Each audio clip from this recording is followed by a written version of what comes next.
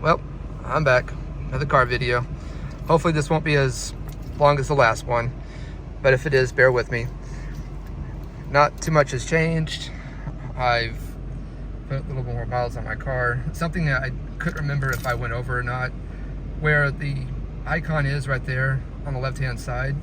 If you're sitting in traffic and someone goes, you don't move fast enough, it starts to beep at you. It actually has like a little square icon of the vehicle in front of you telling you that you should go, which is, it's kind of funny on some days, but other times it's kind of annoying because I think you should move your car when you choose to, as long as you're not holding people up or whatnot. Something I didn't go over last time was the key fob. If this looks familiar to you, no reason why you shouldn't. This is a Subaru key. It just has a Toyota logo on it. So I always get a kick out of every time I see somebody I know or just out in the public that takes out their key fob. I'm like, wait, I've got the exact same thing. It's interesting because before in the past, Toyota had always used their key fob, and I didn't really care for theirs. I mean, it's kind of flimsy, but this right here I like. It's big, it feels pretty good. And if I'm not mistaken, I think the Toyota Supra, it's got the BMW key. Maybe I'm wrong, but no reason why you shouldn't, right? I mean, it's just basically a BMW. So we'll see what happens with Supra in the future. I think we already kind of know. Anyways, though, I mean, not much has changed with my car. Maybe a couple more dings, unfortunately, some more scratches, but it's my daily, so that stuff is gonna happen. Again, not much has really changed with the car. I've been watching other videos and people go over the exact same thing that I do and whatnot, or they've already done it before, way ahead of time before I could get to it. You can actually get one of these pretty equipped. The only difference is that I don't know if you can actually get the seat warmers or these style seats, but nonetheless, though, I mean, if those are the only two things that kind of holding you back from getting one of these, that's kind of silly, because a premium, it just just a couple notches up. This car just kind of fell into place for me, so I'm very thankful that it did. I love this car. I enjoyed every single day. Yeah, it's a bit rough, especially if you're driving around somewhere like a downtown area like Dallas or whatever, but you gotta understand that what you're going into, there's no economy mode, there's no comfort mode, there's none of that. This is just straight up sports car. So I've had a couple people ask me before, does it ride smooth and all the other stuff that I just went over. I'm like, nope, you feel it, you drive it, you know it. So if that's something that kind of holds you back, well, sorry, you're gonna have to find you something else to drive, because this car probably just isn't for you. But yeah, I mean, everything is it's simple. There's no complications whatsoever. I mean, my SOS, my roadside assistance and all that, still doesn't work, and I have yet to go over it because it doesn't work, and I'm not paying for it, so it's not like I'm making a big deal out of it. I can't remember last time. I guess I should have probably watched my own video before I made this one. If I went over like the cameras right here and there, all that is just, it's the alert system that comes up here on your gauge. It automatically turns on the emergency braking system, and it works. Believe me, I've run into it several times. Not because of anything that I wasn't doing, it's just things happen so quickly, but how that goes. That happens to everybody, unfortunately. I will turn the car off and let you see what it looks like. I don't want to keep it off for too long. It's Texas here, so it gets hot.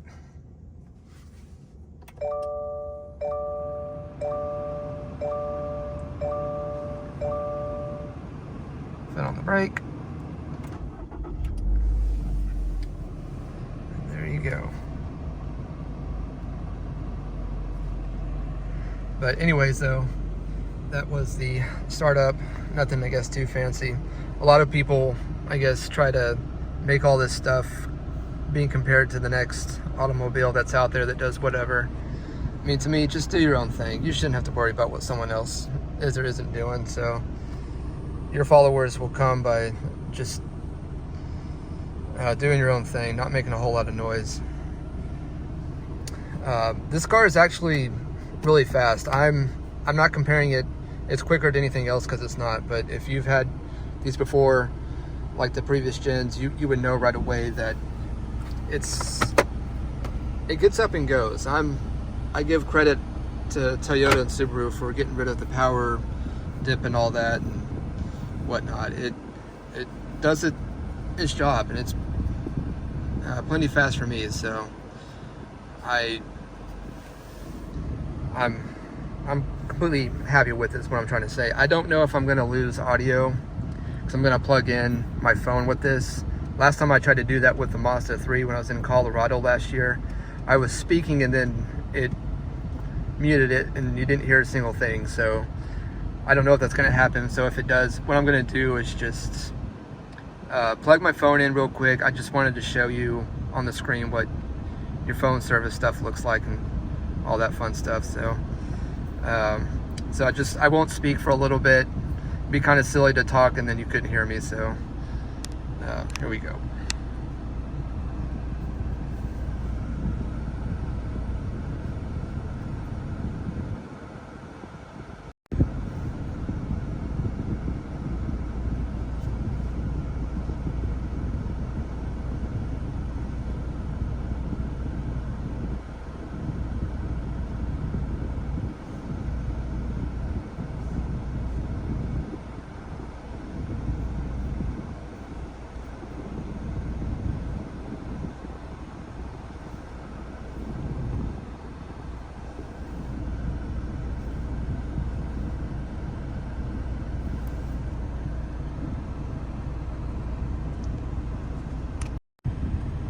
Okay, and that was that.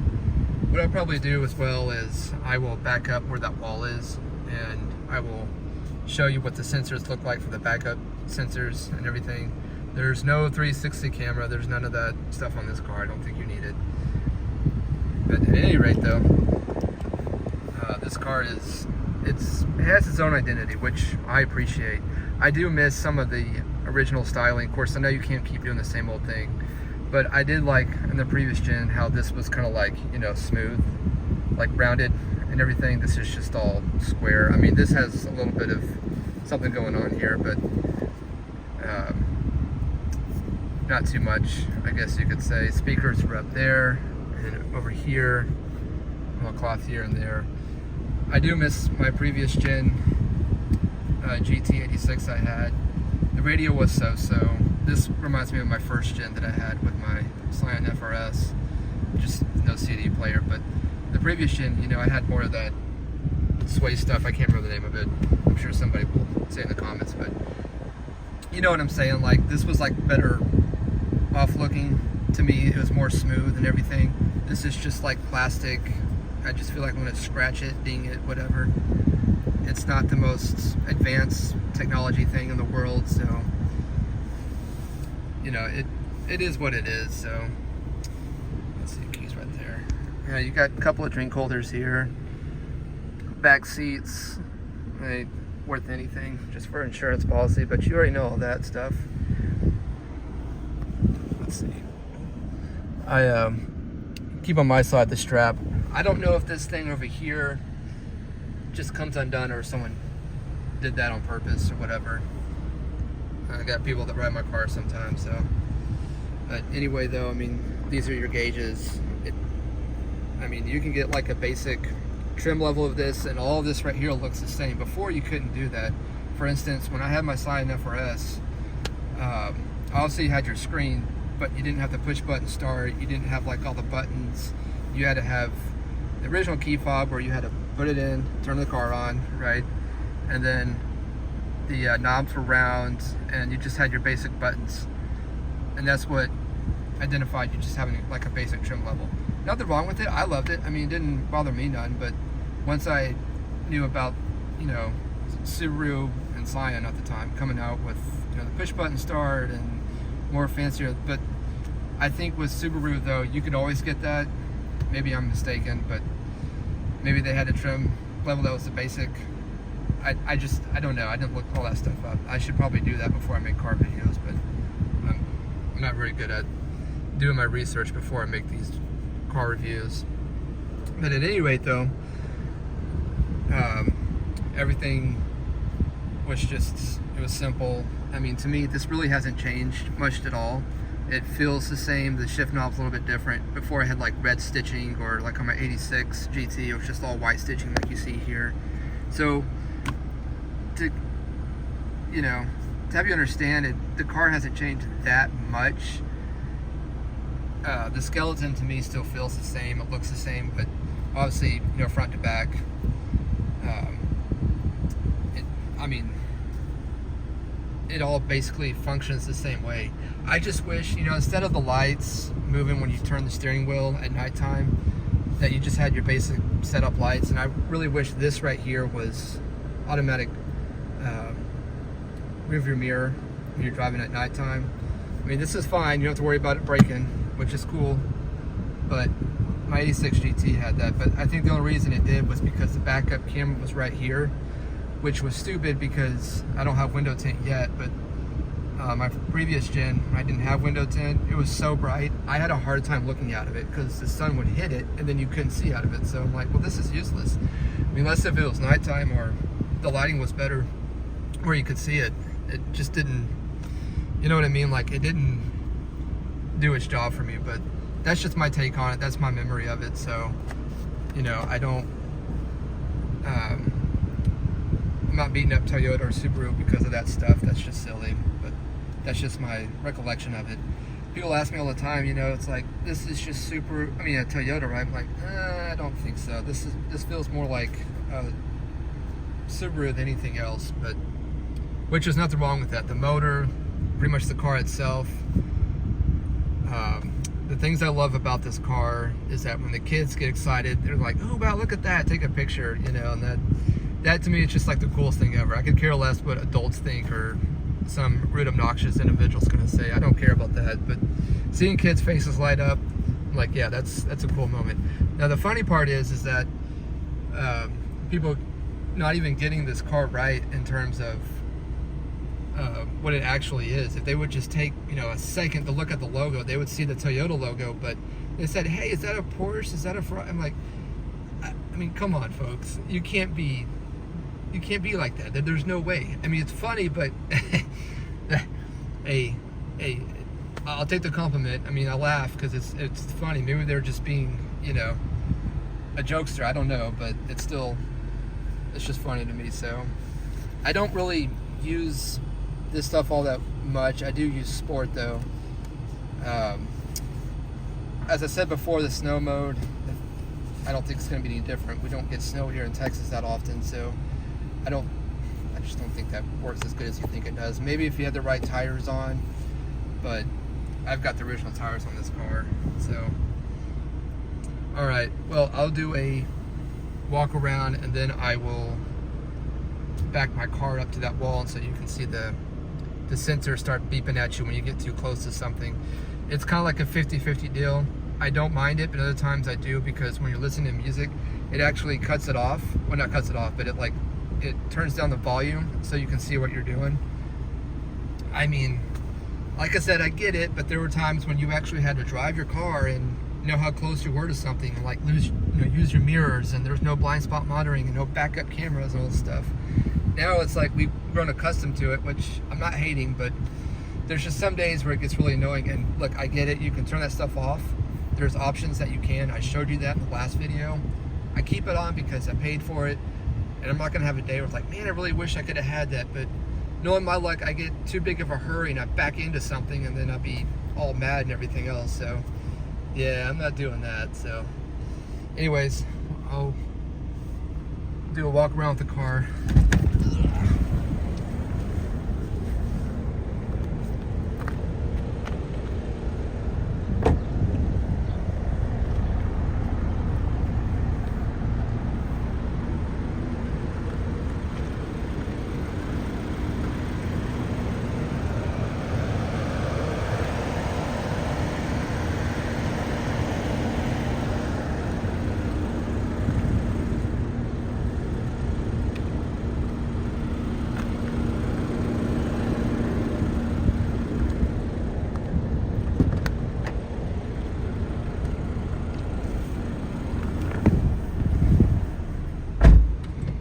looks good and clean.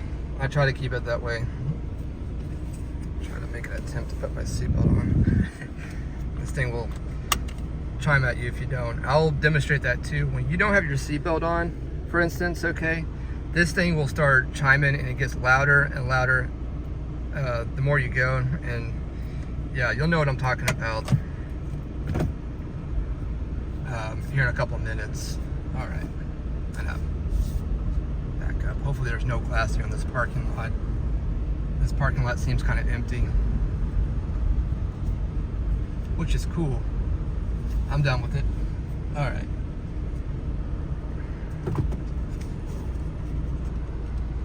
I don't know if you can see that very well. It's a sunny day. I should pay attention when I'm doing. Okay, I don't think it matters because nobody's here.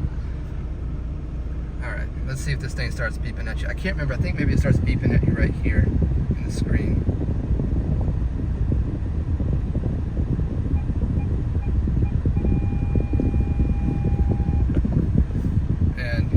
That's what it does. It lets you know real quick if you're getting too close to something, which again I enjoy because, you know, if you're too big of a hurry because you're trying to, you know, get your car parked and everything else, you will you know, not pay attention and then probably back into something. Anyway, okay, I took my seatbelt off and I don't see security or the police around here, so hopefully it won't give me a hard time. All right, I'll give you an illustration of what, oh, there it is.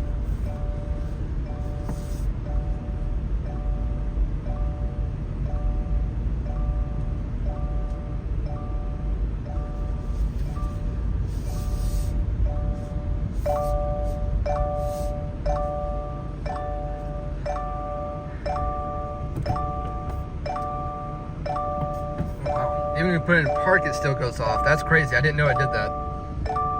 But you can tell just how... Okay, this is silly. I have to actually put my seatbelt on when I'm in park.